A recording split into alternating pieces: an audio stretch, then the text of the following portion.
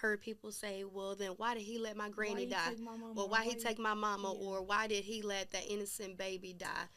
And can I say something? I feel like God wanted you to walk this life like with him and not your mama. Like sometimes people like I know myself. I rely on my mama's faith, and I rely on what my mama say. Like, but sometimes it's like, are you on your own? Like, you know, I took my baby back. Like, you have to remember these his kids first. Like, he took his baby back. And it's you on your own. Let me see what you can do. Let me see if you'll listen to me. Yeah. Because sometimes we even, you know, when you think about divorce or relationships, like, well, why did God let that happen? Sometimes we don't realize that we've made an idol out of those things, an idol out of those people. I was literally just about to say something similar to that.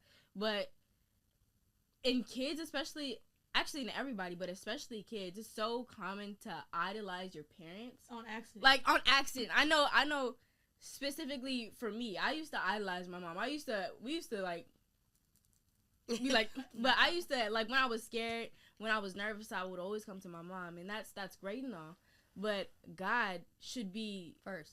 God should be your firm foundation. That should be that should be the basis of your life. Yeah. Right. And even in the Bible, there's somewhere in the Bible, I think it's in Exodus, it says, "Destroy your what's it called? If you are my people, destroy your idols, or I will destroy them." Something along those lines. Abram, or who was it that God asked them to sacrifice their son? And they was like, all right, it was Abram, right? God had Abram get ready to sacrifice his son, and then when he put this boy up there and got ready to sacrifice him, he was like, I'm just kidding. I just wanted to see if he was gonna do it. Do you really think that God would not put you through stuff just to test out if you're gonna trust him? Yeah. Like, it kind of feels like he's G. Like, he's a G. Like, he's like, I'm gonna shake things around for you to make sure that you're gonna come to me first. I will take everything. I think it's so. I think we can be, for lack of a better word, right now, have a big head about ourselves, like in thinking that, like, oh, God wouldn't challenge us, or oh, why would God put me through this and that? Yo, that's crazy. Funny. You think you're that big, that you're bigger than God, that God wouldn't test you, that you could avoid God's love? Somebody that loves you so much, of course he's gonna test you.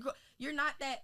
No offense, you're not that important. But to that point, one of my favorite teachers now is Pastor John Hanna, and there's scripture that says, "Don't think so highly of yourself, and don't think of yourself more. Yeah, don't think of yourself more important than you ought to." That's scripture, and it's because sometimes we'll get so prideful and so boastful, even in our relationship with God, and we like, nah, we homeboys. He ain't gonna do me like that. You think you're above? And God is like, God is like, I must challenge you to make sure that you still trust me and your faith is growing. Remember that scripture I just gave you that said, rejoice when trials and tribulations come your way. And honestly, I think we have the wrong concept about trials and tribulations. We think, oh man, this is coming to kill us. This is coming to take us out. You start shaking in your boots. But the truth of the matter is, it's actually coming to strengthen you. It's for your good. It's for your good. He said at the end of that thing that you're going to be complete lacking nothing. Sometimes when God take people from you, it's not even about you. Like, it's not even about you. That man did everything in the book God told him not to do, and it had nothing to do with you over here crying, baby. God, why you take him? And God, if your mission was just complete.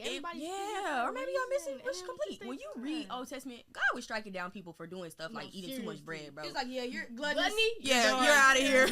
You're out of here.